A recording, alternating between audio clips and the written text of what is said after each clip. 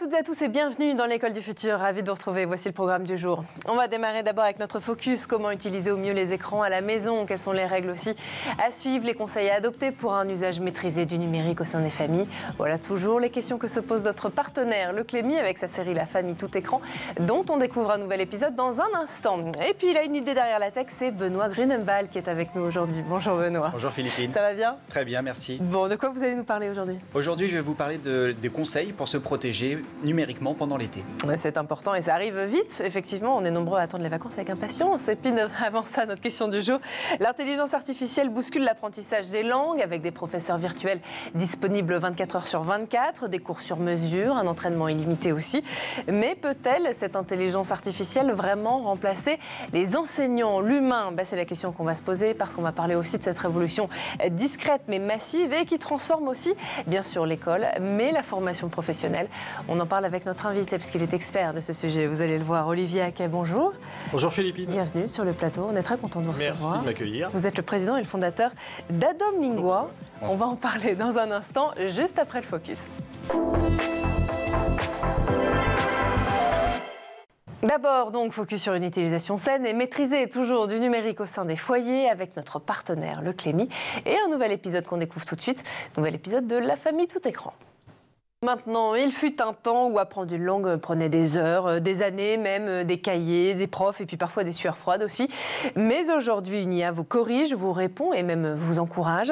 Elle est là dans votre poche à toute heure. Alors est-ce la fin des cours de langue comme on les a connus quand on était plus jeune? Et est-ce qu'on apprend mieux, plus vite ou juste différemment avec cette intelligence artificielle? On va justement décoder cette mutation de la formation linguistique avec notre invité. On en parle tout de suite dans la première partie du talk. On va en parler avec vous, Olivier Haquet. Je rappelle que vous êtes le président et le fondateur d'Adom Lingua. Alors, on est nombreux à ne pas forcément connaître ce que vous faites chez Adom Lingua. C'est quoi aujourd'hui votre mission et à qui vous vous adressez? Adom Lingua, historiquement, c'est des cours de langue dans une dizaine de langues, en individuel, à l'origine en présentiel, depuis l'époque du Covid, bien sûr, beaucoup plus en visio.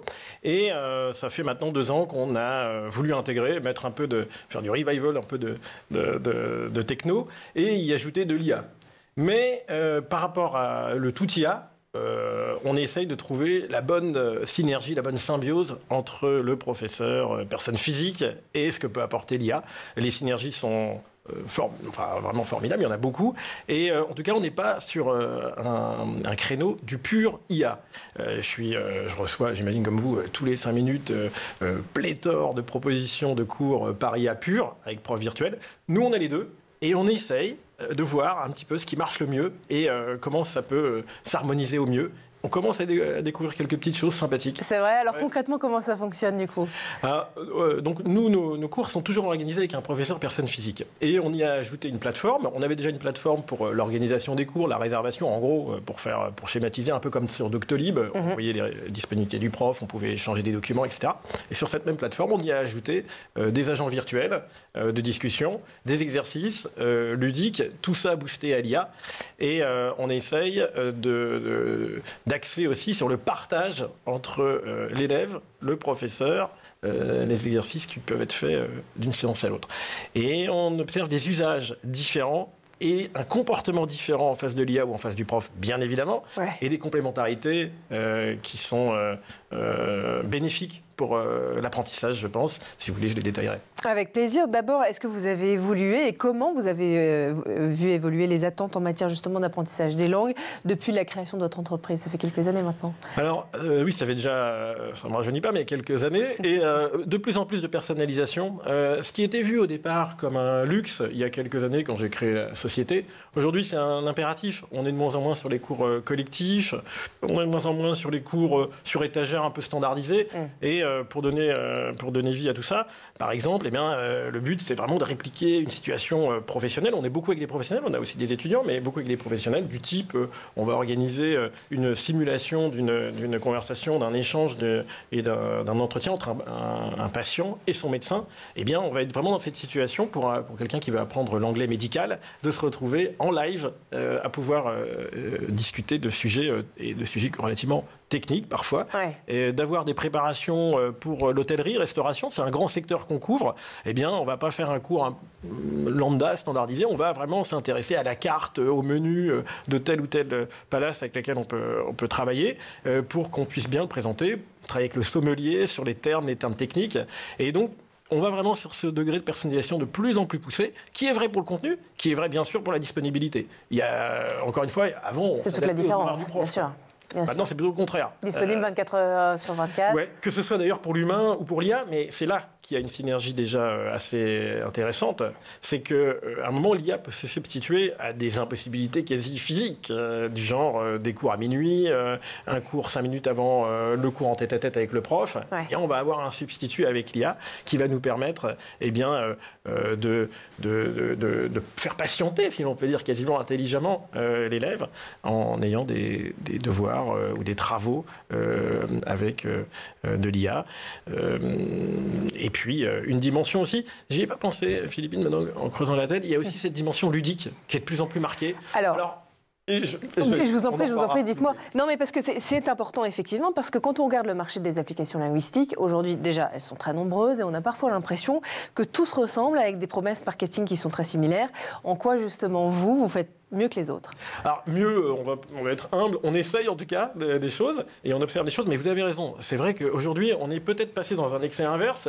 C'est vraiment le tout ludique. C'est un jeu. Et c'est très marqué. Il commence à y avoir beaucoup d'articles sur notre concurrent le plus célèbre, on va dire, si on peut appeler ça un concurrent, parce qu'on est dans un domaine un peu différent, Duolingo, où on commence à avoir beaucoup de retours sur les... Nous, il n'y a pas un client qui nous appelle en nous disant je fais déjà des cours ou des travaux avec Duolingo, et pourtant, je m'intéresse à vous. Pratiquement tous les gens qui nous appellent, tous les élèves et les futurs élèves ont suivi Duolingo. Et le truc, c'est qu'on est vraiment dans l'extrême ludique, j'ai envie de dire, avec ces applications, et qui ont un intérêt évident. On a réussi à capter une audience qui est parfois difficile à travailler, on a intéressé les gens, mais pour le coup, on se demande si le but sur ces applis, c'est pas plus de jouer que d'apprendre. J'ai même la conviction que c'est vraiment un jeu avant tout. C'est ça. Quand j'en parle autour de moi, les gens, ce qui leur plaît, c'est de faire des séries de plusieurs jours en se connectant tout le temps, c'est de gagner des badges et tout ça. Ça nous inspire en même temps. Ça nous inspire beaucoup. Mais on va essayer de trouver, et c'est notre positionnement, le bon équilibre entre apprendre en jouant et jouant en apprenant, et surtout en essayant d'y inclure aussi un professeur personne physique dont on est convaincu de l'apport. Et au travers de quelques anecdotes, vous verrez que avant que l'IA s'y colle, je pense qu'on a encore quelques années devant nous. Oui, parce que la question qu'on se pose régulièrement, et d'ailleurs sur ce plateau aussi, quand on reçoit certains de vos concurrents aussi français, acteurs dans ce monde de l'apprentissage des langues, la question qu'on se pose, c'est est-ce qu'on peut vraiment apprendre une langue sans interaction avec une personne physique? Une langue, elle est à la base faite pour être parlée. Mais exactement, elle est faite pour parler avec un autre humain. Oui. Donc c'est quand même étonnant de faire un cours où vous allez parler qu'à une IA. Non, effectivement, je pense que la complémentarité, la synergie a de beaux jours. Parce que apprendre, toutes les personnes qui utilisent ces applis, et j'ai cité la plus connue, mais il y en a effectivement, comme vous dites, des tonnes. Moi, je reçois une proposition quasiment par semaine. Et nous disent, j'arrive pas à aller jusqu'au bout, j'arrive pas à apprendre jusqu'au bout. Il y a des parents aussi qui disent, ça réplique des erreurs. Ça n'explique pas obligatoirement un point de grammaire aussi bien que pour un prof. Ça n'interprète pas les émotions non plus. C'est ça, c'est pas si pédagogique que pourrait l'être un enseignant, par exemple. Mais quelque part, c'est presque trop rationnel. Or, un être humain, on le sait bien, on n'est pas toujours très rationnel. Et j'ai parfois même l'impression qu'il y a des gens qui prennent des élèves qui prennent des cours chez nous pour sortir de ce côté hyper, vous voyez, productif. Quand on fait une IA, et c'est y compris avec la nôtre le cas, on apprend quelque chose à chaque minute, à chaque seconde même, parce que c'est même pas des exercices de plusieurs minutes, c'est plutôt quelques secondes. Dans un échange avec un professeur personne physique, il y a le temps pour la lenteur, il y a le temps pour le décryptage des émotions. Il y a parfois aussi des expériences. Je parlais la semaine dernière avec une de nos professeurs de portugais qui me racontait que la veille d'un examen, elle a reçu un appel d'un élève en panique. D'un élève qui était totalement paniqué. C'était pour passer à un DCL, un diplôme de compétences en langue, en portugais. Et elle a eu besoin d'être rassurée. Elle a eu besoin... C'était vraiment étonnant. C'était vraiment pratiquement l'aide psychologique. C'est là que je dis, avant que l'IA remplace ça, c'est pas gagné. Mais en même temps, l'IA apporte des choses qu'un prof ne peut pas apporter. Est-ce que c'est un progrès pédagogique ou un progrès économique? Alors, je pense que c'est un progrès pédagogique parce que le débat économique, c'est vrai que c'est déjà beaucoup moins cher. Il n'y a pas photo, bien évidemment, par rapport à un temps formateur. Mais je crois que l'apport, il est avant tout pédagogique parce que c'est comme tout avec l'IA, ça va tellement vite qu'on est déjà dans le domaine des langues, dans l'apprentissage des langues par l'IA, dans un début de maturité. C'est-à-dire qu'il y a encore, même 6 mois, on nous disait on peut apprendre les langues avec une IA. C'est plus du tout ce que j'entends comme discours. Le discours, c'est plutôt on peut faire des choses avec l'IA. Il y a des limites. Il y a des limites dans l'interaction. Il y a des limites dans la capacité parfois aussi à déceler les erreurs. Hein. On sait bien que l'IA hallucine énormément et parfois ça crée je me souviens des erreurs énormes. En espagnol, j'ai vu un jour une IA nous expliquer la différence entre ser et estar en appliquant exactement l'inverse de la règle enseignée. Donc c'était vraiment une erreur grammaticale majeure. On va continuer à en parler parce que le sujet est effectivement important et puis c'est un peu la mode en ce moment d'apprendre les langues justement avec l'intelligence artificielle. Ça vient aussi avec plein de questions qu'on va continuer à se poser avec vous, Olivier, dans un instant. D'abord, on fait un petit tour du côté de la planète tech. Images et vidéos, c'est le Zap et salut de Jean Martineau.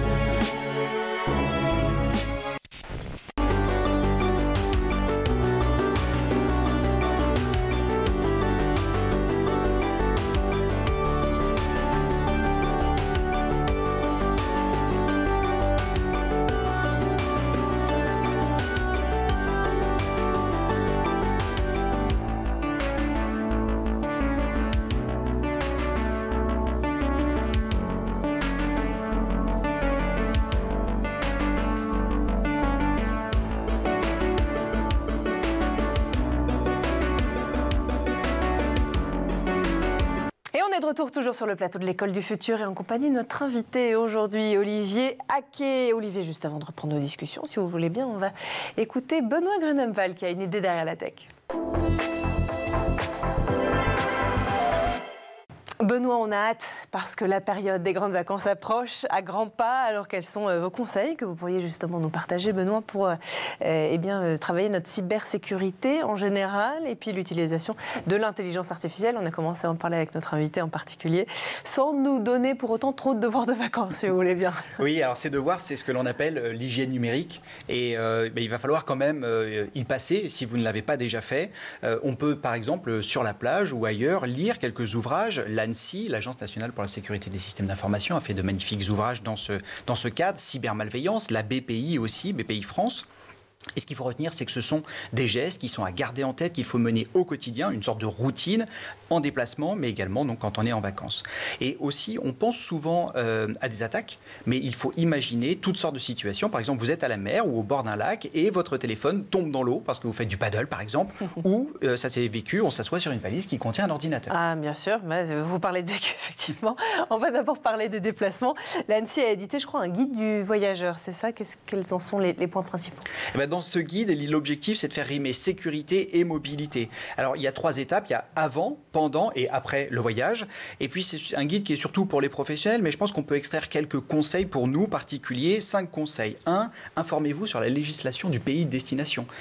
Parfois, il y a des usages que l'on a chez nous qui ne sont pas reproductibles ailleurs et ou des accès que les autorités peuvent avoir à nos smartphones ou à nos ordinateurs, ce qui n'est pas forcément le cas, ou en tout cas encadré en France. Il faut sauvegarder ces données. Je le disais, on a des possibilités de perte, de vol et ou d'actes de cybermalveillance. Moi, je vous propose également de libérer de l'espace. Alors pourquoi pas pour vos photos, pour vos vidéos, mais surtout pour éviter d'emmener avec vous vos données critiques, personnelles, et puis surtout éviter de les laisser sans surveillance, ces fameux smartphones, ordinateurs. Et puis au retour, si vous n'avez pas utilisé un VPN et ou que vous avez consulté certains sites sensibles dans des lieux où il y a le Wi-Fi notamment, eh bien changez vos mots de passe. Ça sera une belle précaution. On ne lira jamais assez, effectivement. Alors ce guide prodigue déjà des conseils essentiels. Comment aller plus loin? C'est toute la question. Quel devoir de vacances, là aussi, pourriez-vous nous donner pour protéger nos comptes en ligne, tels que nos réseaux sociaux ou surtout nos moyens de paiement? Oui, et bien alors 3 conseils rapides. 1, mettez à jour tous vos appareils. Et ça vaut à la maison, et notamment ou au bureau. Mais à la maison, je vous propose de vous asseoir et de faire le tour de votre maison et de voir votre imprimante, votre télé, vos smartphones, les caméras, si vous en avez. Eh bien, il faut les mettre à jour. Il faut aussi utiliser un gestionnaire de mots de passe. Oui. On peut utiliser l'été pour passer progressivement tous ses comptes sur le gestionnaire de mots de passe. Et puis, on peut aussi anticiper, notamment l'authentification de facteurs. Et ça, c'est la CNIL qui nous le dit, parce qu'il y a eu beaucoup de fuites de données en 2024. Ça continue en 2025. Et donc, on va avoir cette fameuse application qui vous donne des codes à usage unique pour vous connecter. Et ça évite que des cybercriminels ne le fassent à votre place. Autre sujet, Benoît, l'intelligence artificielle. Pour celles et ceux qui vont la découvrir ou celles et ceux qui d'ailleurs l'utilisent déjà au quotidien, quels sont les conseils que vous pourriez nous partager, peut-être en guise d'introduction déjà? Oui, alors le premier mot, c'est phénomène. S'il y a un phénomène qui a pris de l'ampleur, c'est l'intelligence artificielle. Au moment où Facebook s'est lancé, il a fallu un peu moins d'1 an pour qu'ils atteignent 1 million d'utilisateurs. Il a fallu 5 jours à OpenAI, ChatGPT, pour atteindre ce fameux million d'utilisateurs. Donc voilà, on est face à une ampleur qui est en usage perso, en usage pro. Et face à cette ampleur, eh bien, il y a certaines réglementations, on en parlait tout à l'heure, qui sont différentes suivant une zone géographique. En Europe, on a plutôt tendance à protéger les utilisateurs. Dans d'autres zones, on a plutôt tendance à pousser les pépites et pousser le business. Donc encore une fois, quand on choisit une IA, attention à l'effet boîte noire, il faut savoir que c'est probabilistique et que les résultats ne sont pas intelligents. Alors il y a un autre volet, c'est celui de la sécurité à proprement parler, je vais y arriver, des modèles. L'IA est-elle sûre par défaut ? Et non, pas vraiment. On en parlait, parfois elle hallucine. On sait aussi que les cybercriminels peuvent attaquer l'IA, notamment dans le milieu de la détection des virus. Eh bien, les cybercriminels font des artefacts qui vont lui faire croire qu'elle ne détecte pas un virus, alors qu'en fait elle le fait, et vice-versa pour l'empoisonner. Donc l'empoisonnement, c'est vraiment quelque chose qui est fréquent. Et aussi, il y a les biais qui sont liés à l'entraînement. Si on entraîne son IA sur des données masculinistes ou qui manquent de mixité, de genre, etc., et bien, malheureusement, l'IA, elle va apprendre bêtement ces différents travers. Donc, il faut être prudent quant au choix de l'IA. Les attaquants, eux, est-ce qu'ils ont aussi franchi le pas de l'intelligence artificielle? Eh oui, alors les attaquants, ils sont souvent d'ailleurs précurseurs, et quand il s'agit d'automatiser leur travail, de faire plus en faisant moins, eh bien, ils sont les champions. Et donc, ils ont produit beaucoup plus de quantité et de qualité pour tout ce que l'on connaît, l'hameçonnage par SMS, l'hameçonnage par email, mais également l'hameçonnage maintenant par téléphone. Donc, on a vu des attaques qui sont produites avec, par exemple, des messages WhatsApp, où vous recevez un message, c'est parfaitement la voix d'un collègue, d'un patron ou de votre famille. Et en fait, ça a été complètement monté par l'IA. Et là, il y a une très belle histoire qui se déroule pour essayer de nous attirer dans leur filet. Ils sont très forts. Effectivement, il faut continuer à faire attention. Quelles sont les bonnes pratiques, pour terminer, que vous nous recommanderiez lors de l'utilisation de LLM, ces fameux chatbots dits intelligents? Alors, 2 catégories. La première catégorie plutôt technique. N'oubliez pas, encore une fois, je vais le redire, mais l'authentification multifacteur pour se connecter à son compte. Et puis, si possible, utiliser un email dédié. Par exemple, celui qui ne comporterait pas votre nom et votre prénom, votre fournisseur d'accès. Parce que dans l'IA, on va donner malheureusement trop souvent, et c'est un test qui a été fait notamment par la CNIL, on va avoir tendance à donner trop d'informations personnelles. Et ces informations personnelles, le fait que l'IA, comme tout système, ne soit pas 100% sécurisé, pourrait se retrouver à l'extérieur. Et si vous partagez des demandes liées à votre santé, par exemple, ou des éléments personnels sur votre sexualité avec l'IA, vous pouvez déjà faire attention aux réponses, parce qu'elle peut halluciner. Et puis en plus, ces réponses pourraient se retrouver dans la nature. On va éviter les bons conseils, en tout cas, de Benoît Grunebaum. Merci beaucoup, Benoît. Merci. On lance ensemble la deuxième partie du talk tout de suite. Et après, effectivement, ces conseils utiles avant de partir en vacances pour préparer justement les grandes vacances qui arrivent à grands pas. Préparer les grandes vacances parce qu'il y en a peut-être aussi parmi nous, parmi les jeunes qui nous regardent, qui nous écoutent et leurs parents qui vont peut-être partir à l'étranger aussi et qui vont donc avoir besoin de parler une langue. Là, c'est là où Adam Lingua, justement, fait toute la différence. On a parlé de l'intelligence artificielle à la fois avec Benoît, mais aussi avec vous, cher Olivier, en première partie du talk. Est-ce qu'aujourd'hui, l'IA dans le monde de la formation, qu'elle soit scolaire ou professionnelle, n'est pas en train, peut-être, de nous enfermer dans une sorte de logique de formation sans effort? Vous parliez tout à l'heure du fait que les applications d'apprentissage de langue sont de plus en plus ludiques. Apprendre une langue, c'est aussi une forme de discipline. Exactement, ça demande une rigueur, ça demande un rythme, ça demande un effort. Et c'est vrai que ce renforcement, il se fait aussi dans la durée. Avec l'IA, on a cette promesse un peu illusoire, je pense, d'apprendre une langue en 90 jours, 30 jours ou 60 jours. Je parlais la semaine dernière avec une personne qui maîtrise déjà 7 langues et qui, très humblement, me dit « je vais m'attaquer à l'arabe ». Eh bien, je sais très bien que j'en ai pour plusieurs années, alors que la personne maîtrise déjà 7 langues. Et pourtant, j'ai déjà commencé avec l'IA. Et je vous choisis, vous, parce que justement, je veux un complément avec le prof. Et donc, ce rapport au temps, dans notre société actuelle, c'est une question vraiment passionnante. On est vraiment dans l'hyper-productivité, comme je disais initialement. Et on ne se rend pas compte que le cerveau, finalement, il a besoin de ce temps d'ancrage. C'est là quand même que le ludique est utile. Parce que avec l'IA, on arrive aussi à avoir des supports extrêmement variés. On a de l'audio, on a du texte, on a de la vidéo, on a de l'image fixe. Ça va ancrer. Donc ça, c'est positif. Ça aide. Mais ensuite, le professeur, il va prendre le temps d'expliquer, il va le temps d'écouter, il va déceler et il va interpréter les émotions. Et de ce point de vue-là, eh bien, je pense que la complémentarité sera bénéfique. Comment vous l'avez entraîné, formé, cette intelligence artificielle d'ailleurs? Vous vous basez sur ChatGPT Alors, en fait, on a fait, pour employer un terme hype, on a fait beaucoup de vibe coding et on a créé nos supports pédagogiques grâce à ces outils de programmation, si l'on peut dire. Et on a essayé de partir de ce que nos formateurs font. Et de les aider dans des aspects où là, l'IA est très forte, c'est-à-dire la préparation des supports, voire la correction en temps réel. Parce que sur ces activités qui sont relativement répétitives, c'est pas toujours évident d'avoir une idée pour démarrer les cours, eh bien là, l'IA marque des points. On a utilisé effectivement différents LLM, on a utilisé GPT, bien sûr, on a utilisé Gemini, j'utilise beaucoup Gemini 2.5 en ce moment, je suis impressionné par sa capacité, notamment dans la programmation, mais cette fois-ci, on est plutôt dans la préparation de matériel pédagogique. Après, on est à fond aussi sur les textes ou vidéos et textes ou images. De ce point de vue-là, ces dernières semaines, notamment, on a testé à peu près tout ce qui existe en création d'images. Je me souviens de votre émission la semaine dernière sur VO3. c'est vraiment top sur la capacité à produire du texte et de l'audio synchronisé. On en revient parfois à des basiques. Par exemple, pour la création d'images, je suis désolé, mais Sora, c'est formidable. Pour l'image et la vidéo, tous les outils de OpenAI sont très adhérents au prompt. Alors, j'emploie un terme un peu technique, mais c'est-à-dire que quand vous décrivez quelque chose, vous le retrouvez dans l'image. Ce n'est pas toujours le cas avec des modèles évolués. Donc, on utilise les différents outils sur le marché spécialisés dans l'audio. Spécialisés, je ne vais pas citer, mais sur Amazon, vous avez Amazon Web Services qui est avec Poly, qui permet de la génération audio, et avec un accent, une prononciation qui est parfaite. Et ça va être aussi utile dans la répétition, dans l'écoute. Où je suis moins convaincu de l'IA, et pourtant c'est le grand sujet chaque fois que j'ai une société d'IA qui me propose leurs outils, c'est la capacité à bien corriger la prononciation.